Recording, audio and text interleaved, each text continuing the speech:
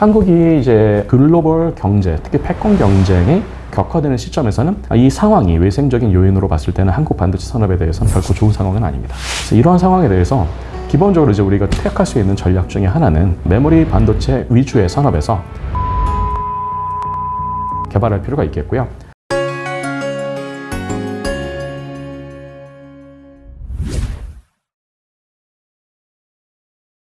안녕하세요. 매경 자이언트TV의 안학종 기자입니다. 11월 3일 삼성전자 임시주총이 있었죠. 거기서 공개된 주주수 몇 명인지 아시나요? 자그마치 601만 명인데요. 대략 전 국민의 8명 중에 1명꼴로 삼성전자 주주인 셈입니다. 이것 때문에 삼성전자가 영위하는 반도체 사업의 업황도 이제는 전 국민적인 관심사라고 볼 수 있는데요. 반도체 역량이 국가 안보가 된 시대에 김권석준 성균관대 교수님 모시고 말씀 나눠보겠습니다. 안녕하세요. 네, 안녕하십니까? 요즘 3프로 TV 압권에서 이제 압권할 수 있는 이제 반도체 분야의 전문성을 보여주셨는데요. 그래서 사실 3프로 TV를 보신 분들 되게 감명 깊으셨겠지만 저희도 방송에서 한번 비슷한 취지로 한번 해보고자 이렇게 권석준 교수님 모시고 오늘 스튜디오를 모시게 됐습니다. 네, 감사합니다. 최근에 사실 또 교수님 근황 한번 살짝 소개해드리면 이제 반도체 삼국지 책을 쓰셨거든요. 그래서 이 책을 사실 보시면 방송에서 미처 분량으로 못 다룬 더 자세한 내용 보실 수 있으니까 한번 책도 한번 꼭 읽어보시길 바라겠습니다. 특히 삼성전자 주주분들이라면 꼭 한번 읽어보셔야 됩니다. 최근 또 질문 또 안 들어볼 수가 없겠네요. 요즘 말씀하시는 이제 반도체가 어떻게 보면 이제 국가 안보의 이슈가 되는 시대지 않습니까? 맞습니다. 미중 패권 전쟁에 얽혀가지고 이제 한국의 반도체 산업도 영향을 받는 모습인데 왜 하필 반도체가 이렇게 미중 패권 전쟁에서 되게 첨예한 이슈로 떠오른 건가요? 기본적으로 반도체 산업은 다른 산업에 대한 전방 효과가 굉장히 큽니다. 특히나 90년대 이후에 IT 혁신이 경제 성장의 전반적인 동력을 제공하기 시작하면서 반도체 산업이 지금의 이제 우리가 흔히 알고 있는 전자공학뿐만 아니고 항공이나 지금 이제 요새 자율주행차, 산업용 반도체, 심지어는 이제 농기구나 항공기나 이제 심지어는 신약 개발, 서버 등등의 다양한 분야에 대해서 전방 효과가 굉장히 크고, 다시 말하면은 이제 경제 성장 동력을 제공할 수 있는 첨단 제조업에 대해서는 기본적으로 어떻게 보면 이제 필수적인 산업이 됐다 이렇게 생각할 수 있겠습니다. 이런 관점 때문에 반도체 산업이 이제 어느 순간부터는 이제 국가 전략 산업화 되기 시작했고요. 특히 이런 전략 산업을 기반으로 해서 중국이 개혁 개방 이후에 기존에는 원래 반도체 어떤 생산 공장 정도에서 포지션이 형성됐다면 그 이후에는 이제 기술의 개발을 주도하고 세계의 시장 점유율을 더 이제 1위까지 가져가게 되는 그런 모멘텀이 이제 보이기 시작하니까 이제 그 순간부터는 여기서 더 격차가 좁혀지거나 더 많은 포션을 중국이 가져가게 하면 안 되겠다라는 판단이 들어서 미중 간의 기술 패권 경쟁이 본격화된 것이 반도체부터 시작됐다고 볼 수 있겠습니다. 그러면 사실 중국이 되게 거세게 치고 올라오는 걸 이제 미국이 막는 모양새인데요. 근데 이제 어떻게 보면 한국의 입장은 이제 원천 기술, 말씀하신 이제 원천 기술이나 기초 기술 같은 건 다 미국 베이스로 협이 이제 특허 장부에 쌓여 있고요. 미국 같은 경우는 빠르게 여러 이제 지적 재산권 확보 노력을 하면서 다양한 수단을 통해서 한국의 이제 반도체 기술을 빨리 모방하려고 하는 단계인데 한국의 반도체 기업들, 산업에 종사하시는 분들은 어떻게 좀 이런 대응을 해야 될까요? 기본적으로 이제 한국의 반도체 산업이 90년대 이후에 특히 메모리 반도체 산업 위주에서 이제 많이 성장을 했습니다. 이제 그러다가 이제 97년 IMF와 이제 08년도, 09년도 세계 금융위기를 겪으면서 사실 반도체 경기 사이클이 많이 하강 국면으로 갈 수 있었는데 그때 생각보다 빠르게 회복할 수 있었던 이유 중에 하나가 중국 시장이 급성장을 하고 있었기 때문인데, 다시 말하면 한국은 그동안 약 30년 정도는 중국의 반도체 시장이 굉장히 급성장했기 때문에 중국에서 많은 외화를 벌어들일 수 있었고, 또 그 외화를 통해서 선행 기술 개발에 투자를 할 수 있었기 때문에 세계 반도체 시장, 특히 메모리 반도체 시장에서의 점유율을 확대하고 어떻게 보면 세계 선두권 업체의 위치를 고수할 수 있었던 것이죠. 근데 이제 그런 상황에서 지금 이제 미국이 이런 기술 장벽을 더 높이고 있고, 중국은 내부에서 자급화, 즉 자급자족을 하겠다. 특히나 이제 국산화율을 지금 더 높이겠다라는 정책이 아주 중장기적으로 계속 지속되고 있는 상황에서 한국이 이제 어떤 보면은 지금의 이제 글로벌 경제, 특히 패권 경쟁이 격화되는 시점에서는 이 상황이 외생적인 요인으로 봤을 때는 한국 반도체 산업에 대해서는 결코 좋은 상황은 아닙니다. 그래서 이러한 상황에 대해서 기본적으로 이제 우리가 택할 수 있는 전략 중에 하나는 일단은 메모리 반도체 위주의 산업에서 더 다변화된 반도체 산업을 개발할 필요가 있겠고요. 그 중에 하나가 이제 삼성전자가 지금 추구하고 있는 파운드리 산업뿐만 아니고 다양한 시스템 반도체 산업, 그리고 이제 하이닉스가 추구하고 있는 메모리 반도체에서 더 나아가는 차세대 메모리 반도체 산업이나 그리고 지금 우리가 이 엔드 그룹에서, 이제 엣지 그룹에서 더 생산을 하는 것 위주로 갈 것이 아니고 그 밑에 단에 있는 예를 들어서 소재와 부품과 장비 산업을 더 자급화 그리고 더 성장화될 수 있도록 노력을 해볼 필요가 있겠습니다. 전체적으로 이제 한국의 반도체 산업이 메모리 반도체 위주로 현재 이제 세계 시장에서 되게 지배적인 위치를 차지하기까지의 그런 과정을 살짝 말씀해 주셨고, 그리고 중국의 반도체 시장 성장이 오늘날에 한국의 반도체 산업이 양적인 성장을 할 수 있게 된 밑거름을 제공했다. 네, 다는 아니지만 아주 어쨌든 굉장히 큰 캐시의 흐름이 있었던 건 사실이죠. 네. 그럼 다들 이제 이걸 궁금해하실 것 같아요. 이제 현재 진행형이 이제 미중 패권 경쟁이 또 반도체 기술 분쟁으로도 또 이어져 있으니까. 그러면 이 한국의 반도체 산업 또 세계 반도체 산업이 이런 미중 그 패권 전쟁의 결과에 따라서 향후 어떤 식으로 영향을 받을 거라고 좀 예상하시나요? 일단 기본적으로 지금 미국이 중국에 대해서 대중국 기술 그리고 무역 반도체 관련된 기술 무역 제재를 하는 것이 단순히 이제 그냥 단기적인 정책에서 끝나는 것이 아니고 앞으로 이제 중장기적으로 그리고 전방위적으로 굉장히 다양한 깊이에 걸쳐서 이루어지게 될 것입니다. 지금은 이제 뭐 일부 공정 장비나 기술 IP의 활용을 제재하고 있습니다만, 예를 들어서 더 나아가면 중국에서 만들어진 반도체의 해외 수출을 금지한다든지, 미국의 IP를 활용해서 만들어진 모든 제품들이 중국에서 생산되는 것을 금지한다든지, 심지어는 모든 장비들의 미국산 장비 혹은 미국산 IP가 들어간 해외 업체들의 장비도 중국에서 아예 활용을 못하게 한다든지 하는 방향으로 이게 더 격화가 될 수 있습니다. 그렇게 될 경우에는 지금 이제 중국 현지에서 반도체 생산을 하고 있는 한국 업체들도 같이 영향을 받게 됩니다. 예를 들어서 이제 한국에서 어떤 이제 중국의 공장을 만들어서 그 공장에 어떤 특정한 장비들을 수입을 한다고 생각할 수 있는데, 그런 장비들이 영원히 쓸 수 있는 게 아니거든요. 그래서 예를 들어서 3, 4년 정도가 지나면 감가상각이 됩니다. 그러면 그 감가상각이 되는 만큼 또 새로운 장비를 수입하거나 업그레이드를 해야 되는데, 그런 부분이 이제부터 통제가 되기 시작한다는 것을 의미합니다. 따라서 이제 한국의 반도체 업체들은 중국에서의 사업이 앞으로 더 불확실성이 가중이 될 것이다라는 것을 기본적으로 가정을 하고 있어야 됩니다. 그래서 중국에서 반드시 필요한 사업이라면 어쩔 수 없이 해야 되지만, 중국에서 반드시 하지 않아도 되는 사업이라 그런다면 중국 내부적인 요인과 중국 외부적인 요인이 모두 중국에서 지금 사업을 하고 있는 반도체, 한국 반도체 산업 그런 기업체들 입장에서 봤을 때는 결코 지금 좋은 상황이 아니기 때문에 그 두 가지를 동시에 고려를 해야 됩니다. 특히나 한국 반도체 산업이 대중국 비즈니스를 하고 있는 한국 반도체 산업이 한 가지 더 유념을 하셔야 될 부분 중에 하나는, 이제 최근에 중국 20차 장당대회가 끝났잖아요. 근데 그 당대회 이후에 더 강조가 된 것 중에 하나가 중국의 산업 기술의 현대화입니다. 그리고 그 현대화를 위해서는 중국 내부에서의 자급자족 그리고 자국산 비율을 더 높이는 방향으로 국가 정책이 더 강화가 될 겁니다. 그렇게 된다면 예를 들어서 지금 사실 한국의 많은 메모리 반도체 업체들 그리고 다양한 소재 부품 업체들이 중국에서 이제는 중국의 업체들과 경쟁을 해야 되는데, 그 중국의 업체들은 이제는 중국의 정부를 뒤에 업고 경쟁을 하게 되기 때문에 애초부터 약간 기울어진 운동장에서 경쟁을 하게 되고, 그 기울기가 앞으로 더 기울어질 것이다 라고 우리가 가정을 할 필요가 있겠습니다.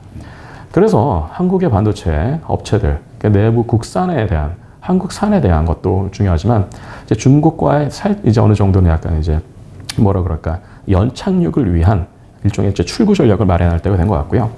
다만 이제 중국이란 시장 자체를 잃어버리는 것은 한국 업체들 입장에서 봤을 때는 그동안의 안정적인 수익을 가져다 줄 수 있었던 시장을 상실하게 된다는 것을 의미하는 것이기 때문에, 시장의 상실을 급격한 충격으로 받아들일 필요는 없고, 그 시장을 다른 시장으로 조금씩 아주 천천히, 그렇지만 굉장히 계획적으로 어떻게 보면 대체할 필요가 있겠습니다.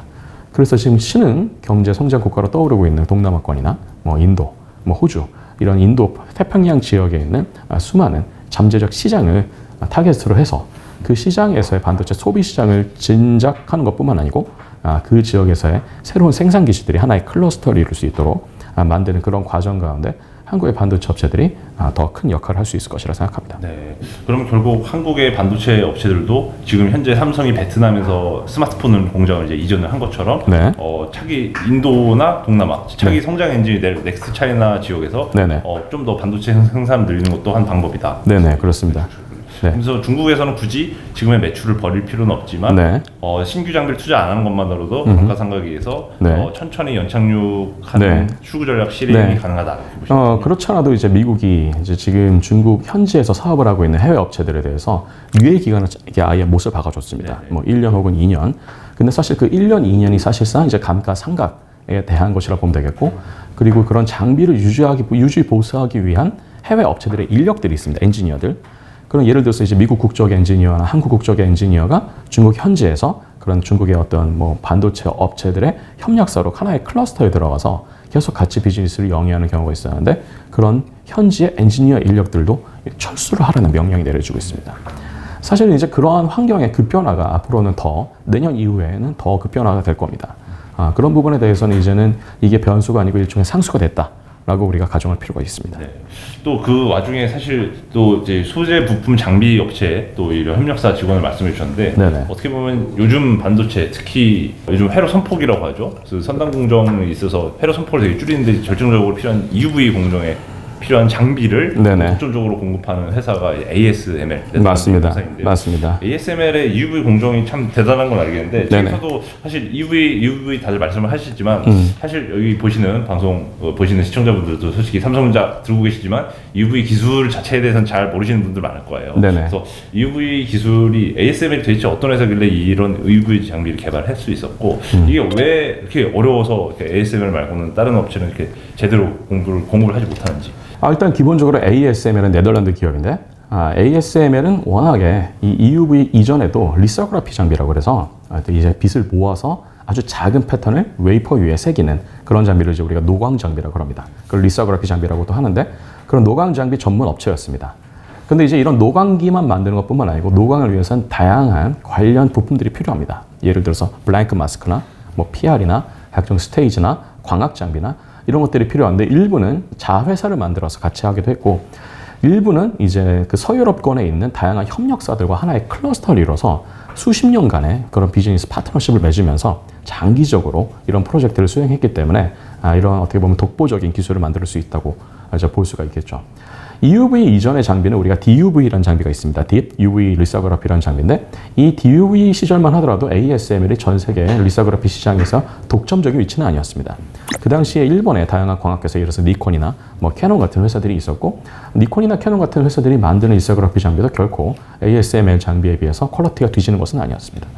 다만 이제 ASML이 DUV 이후의 장비에 대해서 무의 법칙을 이제 좀 엑스트라폴레이션, 즉 외삽을 해본 거죠.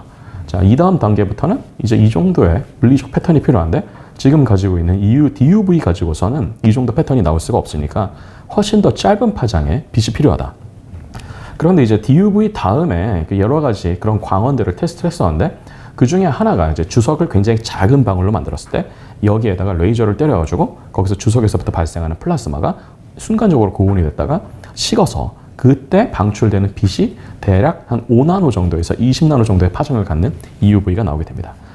그런데 이제 그런 EUV를 실제로 광원으로 이용할 수 있을 것이라 생각한 사람들은 많지는 않았었는데 이제 그러한 EUV 기반으로 리서그라피가 가능할 수도 있겠다라는 개념 기술이 나온 논문이 1980년대 후반에 최초로 출판이 됐는데 그 이후부터 이제 ASML이 EUV를 DUV 다음 세대로 이제 기업의 어떤 중장기적인 전략으로 정확하게 이제 포지션을 맺었고 생각보다 근데 DUV에서 쌓아놨었던 ASML의 기술적 노하우가 제대로 통하지는 않았었습니다.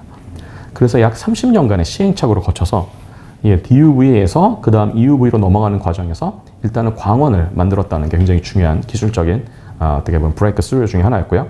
두 번째가 그렇게 만들어진 빛은 워낙에 파장이 짧기 때문에 파장이 짧다는 건 다시 말하면 에너지가 높다는 것을 의미합니다.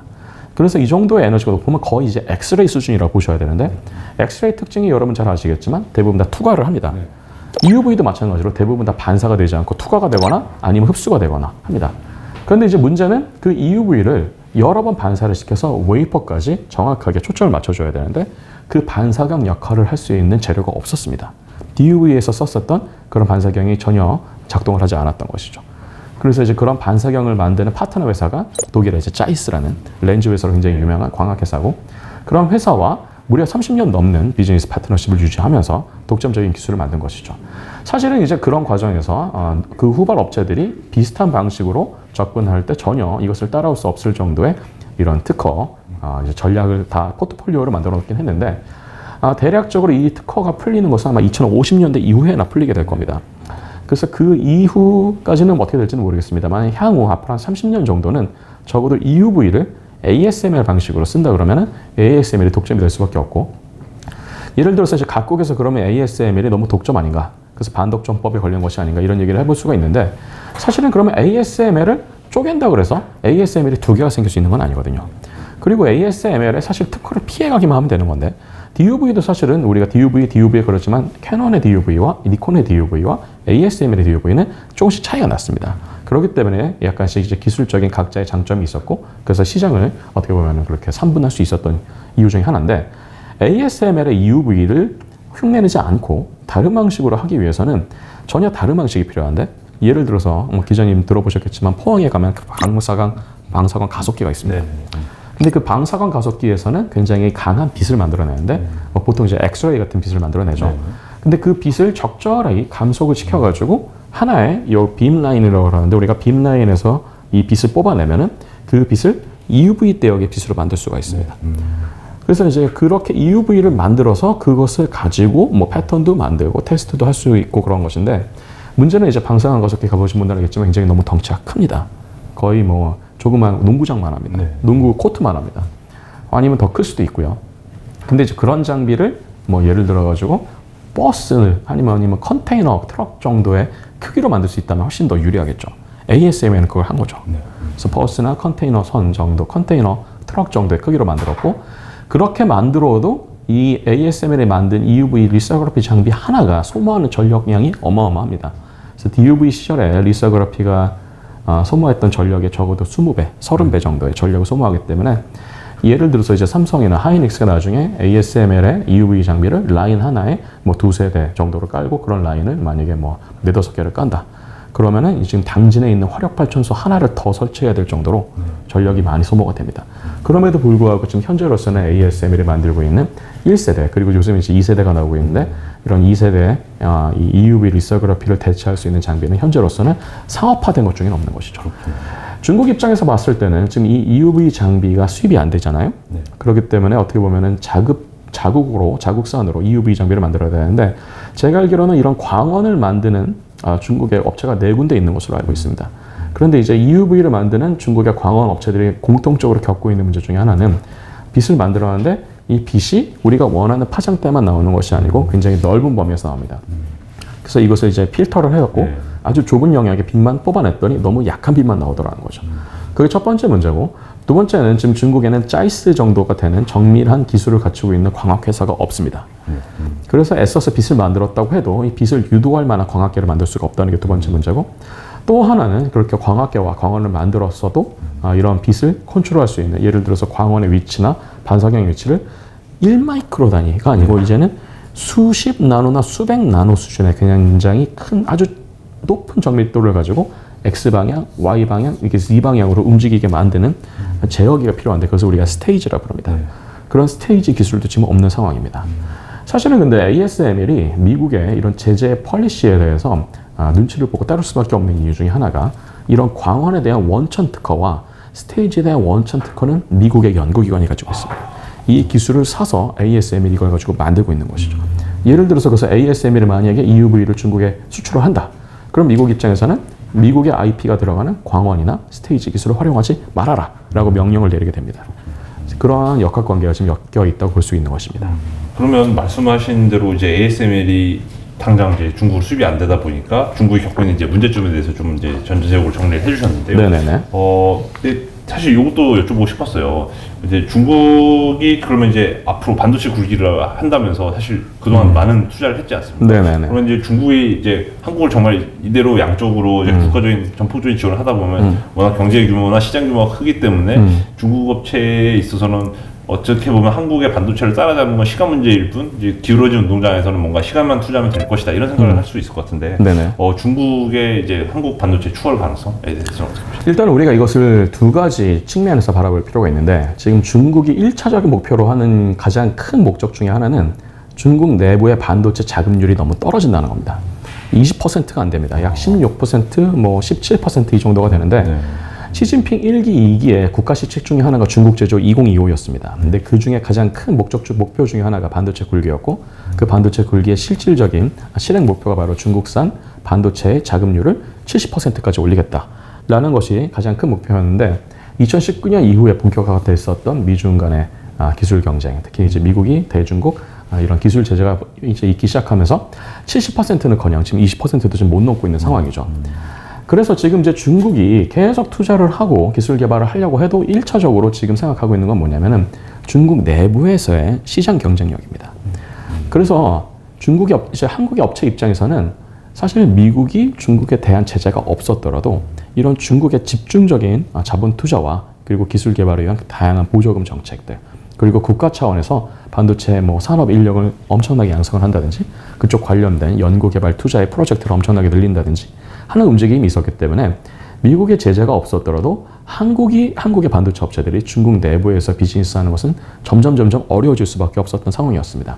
애초에 중국이 자금률을 높이겠다, 자국산 반도체의 비율을 높이겠다라는 목표가 있었기 때문이죠.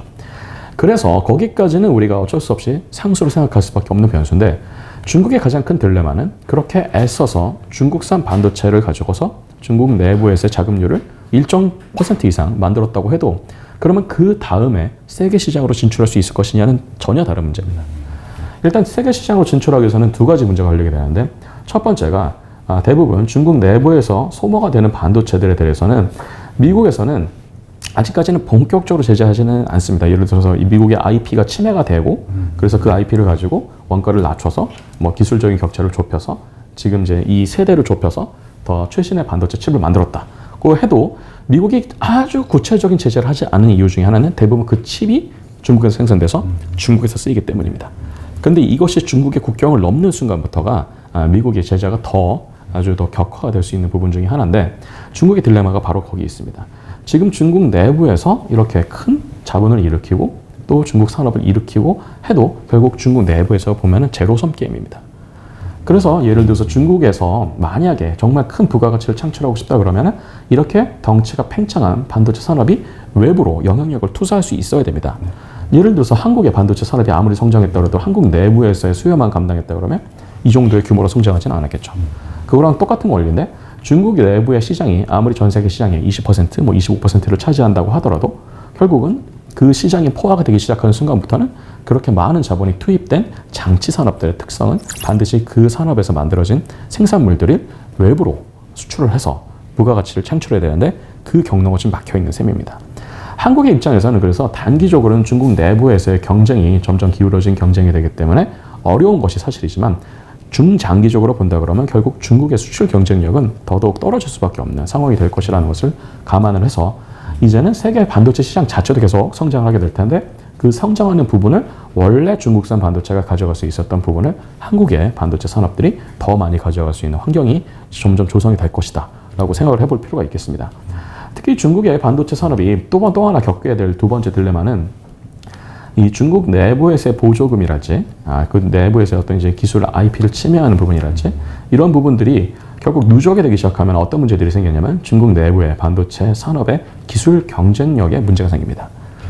그래서 이제 그 문제 중에 하나가 뭐냐면, 예를 들어서 만드는 원가가 만약에 10만 원인데, 실제로는 중국 정부가 보조금을 만약에 5만 원을 준다. 그럼 시장에서 5만 원에 팔릴 수 있게 되는 건데, 그 5만 원이 예를 들어서 중국 보조금이 없는 상태에서 외부에서 글로벌에서 그래서 무역 덤핑에 대한 제소 전혀 없이 우리가 경쟁하게 된다 그러면 다시 10만 원으로 뛰게 되겠죠.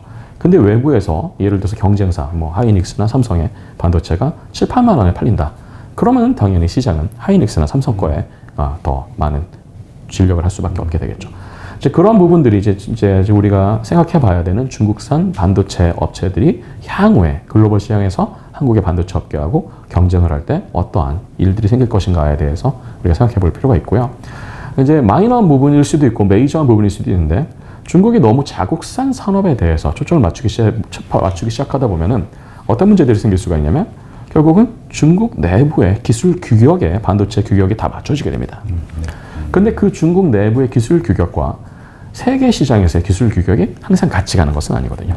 한때 중국의 이제 산업의 팽창 속도가 너무 빨라서, 그리고 세계 시장에서의 점유율이 점점 높아지는 그런 이유 때문에 2010년대 후반, 그러니까 2015년에서 19년 정도 그 사이에 정말 매년 어떤 현상이 있었냐면, 세계의 다양한 그런 첨단 제조 분야에서의 차세대 기술 표준 위원회가 있습니다. 그 기술 표준 위원회에 중국인들의 비율이 점점 높아지고 있었던 추세였습니다. 그런데 지금 이제 기술 제재가 본격화되고 다시 그 비율이 점점 낮아지고 있는 추세가 된 거죠. 다시 말하면은 앞으로 지금 몇 년이 지나고 5년이 지나고 10년이 지나고 나면 중국 내부에서의 첨단 제조업의 다양한 표준들, 특히나 반도체 산업과 관련된 표준들은 중국의 표준과 글로벌 표준의 요 간격이 점점 벌어지게 됩니다. 다시 말하면 중국에서 나중에 몇 년 후에 제재가 풀린다고 하더라도 중국에서 만들어진 칩들이 글로벌 수출 시장으로 갔을 경우에 이런 규격이 다른, 규격의 미세한 차이가 누적이 됨으로써 생기는 이런 규격의 문제로 인해서 나중에는 이제 호환 가능성 문제까지 생기게 됩니다. 그래서 이러한 문제들이 중국의 반도체 업체들이 앞으로 겪게 될 수밖에 없는 그런 문제들인데, 한국의 입장에서 본다 그러면은 그런 것들이 하나씩 다 한국의 글로벌 시장에서 경쟁할 수 있는 하나의 토대가 될 수 있는 것이 되겠죠. 그래서 그런 부분들을 우리가 좀 더 전략적으로 바라볼 필요가 있겠고, 차세대 반도체 시장에서는 앞서 말씀드린 이런 기술 표준 규격에 대한 부분이 굉장히 중요한데, 중국에서 빠진 만큼 한국이 더 들어갈 필요가 있습니다. 그래서 이제 그런 표준을 더 많이 한국의 업체에 유리하게끔, 한국이 지금 투자하고 있는 방향과 더 잘 얼라인이 되게끔 만들어주는 것이 더 중요하다고 보겠습니다. 네. 감사합니다. 그러면 한국의 투자 방향을 이제 중국의 빈자리를 메꿀 수 있는 되게 좋은 기회로 이제 활용할 수 있는, 어떻게 보면 되게 긍정적인 전망이기도 한데요. 네네. 그런 측면에서 최근 이제 삼성전자는 뭐 파운드리 공정을 이제 뭐 기존의 핀팩 공정에서 뭐 GAA 공정으로 또 넘어간 단계에 있고, 하이닉스도 마찬가지로 이런 메모리 반도체 쪽에서 새로운 신기술들을 이제 개발하고 있는데, 삼성전자, 하이닉스 두 기업에 대해서 어쨌든 국내 반도체 산업을 대표하는 이제 기업이다 보니까 이들 기업의 이제 미래 이제 메모리 반도체 시장의 주도권 아니면 기술 발전 프로그램 발전 방향으로 해야 될까요? 그런 전망은 어떻게 보고 계시는지. 뭐 이 부분에 대해서는 제가 아는 게 그렇게 많지가 않기 때문에, 그리고 이제 워낙에 이런 부분에 대해서 워낙 정보를 또 많이 가지신 분들도 많이 있기 때문에 제가 어떻게 보면은 뭐 확정적인 그런 표현을 쓰면서 두 회사의 전망을 확실하게 이제 확언을 드리기는 어렵습니다. 다만 이제 삼성과 하이닉스가 추구하는 방향은 살짝 다릅니다. 삼성은 지금까지는 메모리 반도체 쪽에서 굉장히 많은 비즈니스의 성장을 이뤄왔지만, 그 메모리 반도체 일변도의 산업을 예를 들어서 이제 2000년대 후반부터는 조금씩 시스템 반도체 쪽으로 다변화했던 것이 사실이고요.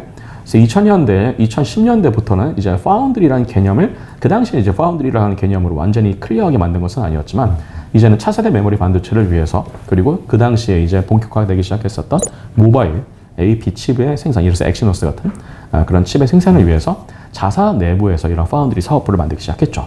그러다가 이게 생각보다 메모리 반도체에서 쌓아놨었던 기술들이 생각보다 초기에는 잘 적용이 됐기 때문에 해외에 그런 많은 팹립스 업체들, 예를 들어서 뭐 퀄컴이나 뭐 구글이나 뭐 AMD 같은 업체들이 한때는 이제 삼성의 파운드리에 물량을 맡기기도 했었습니다.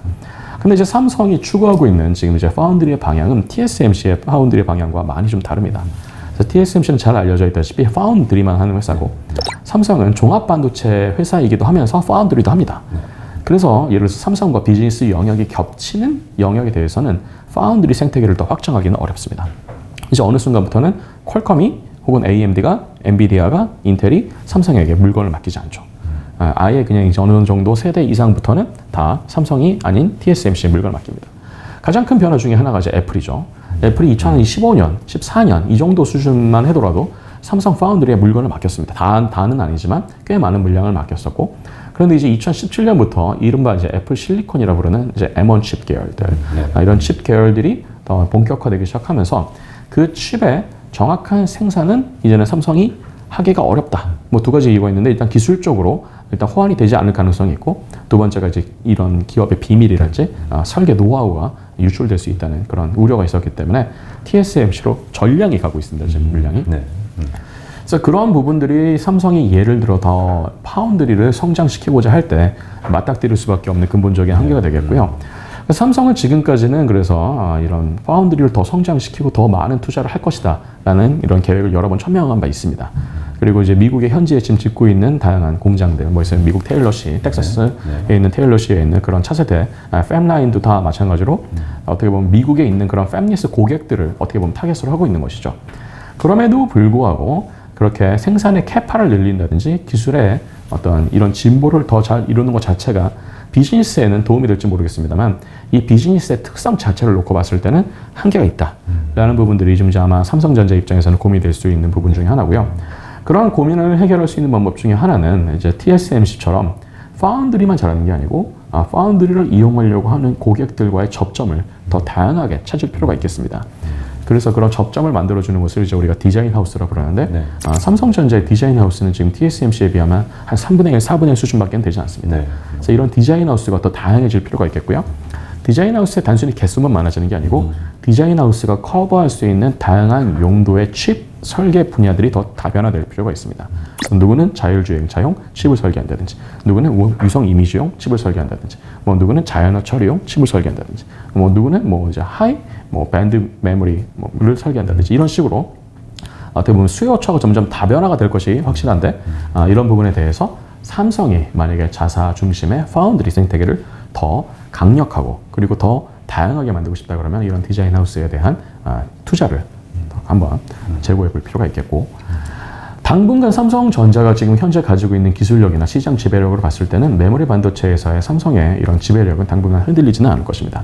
그나마 이제 그것에 대한 변수가 될 수 있었던 부분이 중국의 메모리 반도체 업체들인 뭐 이래서 이제 YMTC나 이런 업체들이었는데 이런 업체들의 지금 기본적인 지금 기술의 격차 자체는 숫자만 놓고 본다면은 짧게는 뭐 0.5년, 그러니까 반년 정도로 봅니다. 그런데 이제 기술의 격차도 중요하지만 이런 메모리 반도체 업체 이 업계의 사정을 놓고 봤을 때는 기술만큼이나 중요한 게 원가 경쟁력입니다. 그리고 그 원가 경쟁력을 가지고 얼마나 장기간 이 시장을 지배할 수 있을 것이냐. 그래서 시장을 지배하는 그만큼 또 그 다음 세대에 대한 기술을 자연스럽게 이렇게 이어가면서 사이클을 만들어가면서 기술 개발이 할 필요가 있는데 지금 YMTC가 현금 흐름이 굉장히 안 좋습니다. 그런 문제라는 것은 다시 말하면은 매출에서도 매출 자체는 좀 클지 모르지만 실제로 이제 알맹이 있는 사업이 아니라는 얘기가 되겠고요. 뭐 실제로 잘 알려져 있는지 모르겠습니다만 2020년 11월에 YMTC가 한번 이게 모라토리움을 선언한 적도 있었죠. 단기 채권을 갚지 못하기 때문에 그 정도로 지금 내부의 자금 흐름이 좋지는 않은 상황이고, 자금 흐름이 좋지 않다는 것은 그 다음 세대에 대한 기술 R&D 투자가 집행이 좀 덜 되고 있다는 얘기로 볼 수 있겠습니다.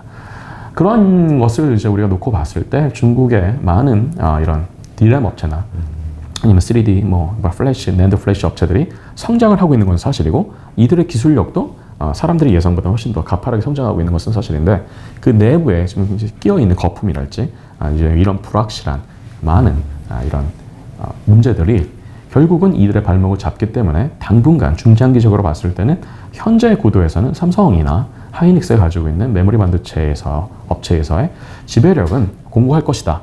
오히려 중국 업체를 이제 우리가 고민할 것이 아니고 미국의 마이크론은 늘 호시탐탐 이제 중국 시장에 대한 지배력을 더 높이고 중국에서의 지배력을 안 될 것 같으면 이제 예를 들어서 일본 업체하고 손잡는다든지 그들도 똑같이 동남아 시장을 노리고 있다든지 인도 시장을 노리고 있다든지 하는 비즈니스 계획을 가지고 있기 때문에 마이크론, 그리고 이제 최근에 뭐 발표됐던 것 중 하나가 일본은 여전히 이 반도체 산업에 대한 미련을 버리지 못하고 있습니다. 그래서 일본도 언제든지 이 메모리 반도체를 위시로 다양한 자국산 반도체 산업을 다시 키우고자 할 수 있는 그런 체력을 가지고 있는데, 좀 예를 들어서 키옥시아나 그리고 지금은 비록 하고 있지는 않습니다만 뭐 르네사스나 이런 회사들이 언제든지 다시 권토중립할 수 있습니다. 특히 이제 일본이 지금 주목할 볼 부분 중에 하나는 한 2000년대 후반만 하더라도 해외 업체들과의 콜라보랄지 해외 업체들의 일본에 대한 대일본 직접 투자랄지 이런 것들이 별로 이제 협조적이지 않았었습니다. 정부 차원에서 많이 컷을 하기도 했고 딱히 이제 해외 업체들하고 비즈니스를 하지 않겠다, 뭐 할 필요가 없다 이런 것이 기조였다면 2010년대 후반 들어와서 지금 우리가 주목해 볼 부분 중에 하나는 일본의 정부가 이런 해외 반도체 업체들과의 협력에 대해서 더 많이 문호를 지금 이제 오픈하고 있다. 그래서 대표적인 것이 뭐 TSMC가 이제 일본의 구마모토 현에 직접적으로 투자를 한다든지 이런 것들이 앞으로 더 많이 늘어나게 될 겁니다. TSMC뿐만 아니고 지금 대만에 있는 수많은 이런 이제 뭐 파운드리 업체뿐만 아니고 소재 부품 이제 이런 업체들이 일본의 기존에 있었던 업체들과 다양한 지금 협력을 모색하고 있고, 올해 우리가 목격한 것보다 내년에 더 많이 늘어나게 될 겁니다. 특히 대만의 업체들은 일본에 지금 있는 그런 다양한 시설들을 다시 살려서 일본에 있는 그런 다양한 제조 시설들, 메모리 반도체뿐만 아니고 다양한 시스템 반도체 생산 시설로 이용하고자 하는 그런 계획들을 가지고 있기 때문에 아마 지금 일본의 그러한 권토 중래가 우리가 전혀 지금 무시할 수 있는 상황은 아니다. 언제든지 이들이 다시 한번 또 하나의 혁신이 몇 가지가 더 누적이 되기 시작한다면 얼마든지 이 산업에 복귀할 수 있는 것은 사실입니다.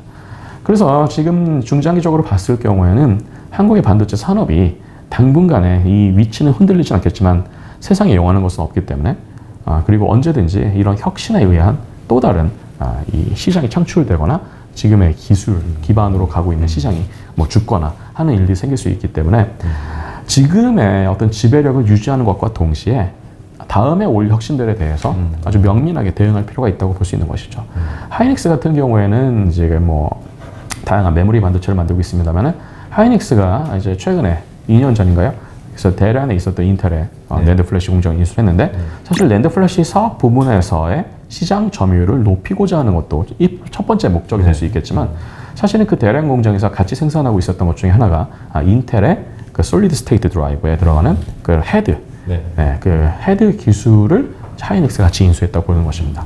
그래서 하이닉스 입장에서 본다면 이제 SSD 쪽으로도 사업을 확장할 수 있게 되겠고 그것을 통해서 이제 그런 소비자용 메모리뿐만 아니고 대형 서버용 컴퓨터에 들어가는 그런 대용량 메모리 그리고 이제 나중에 들어가는 뭐 하이 밴드위스 메모리랄지 나중에 이제 더 우리가 궁극적인 어떤 메모리 칩의 방향으로 볼 수 있는 뭐 프로세서 인 메모리 PIM이라고 부르는 그런 방향으로도 이제 좀 아키텍처가 다변화될 것이라고 생각합니다. 근데 하이닉스는 뭐 잘 알려져 있다시피 다른 또 국내 반도체 업체들에 비해서 중국에 대한 의존도가 좀 높습니다.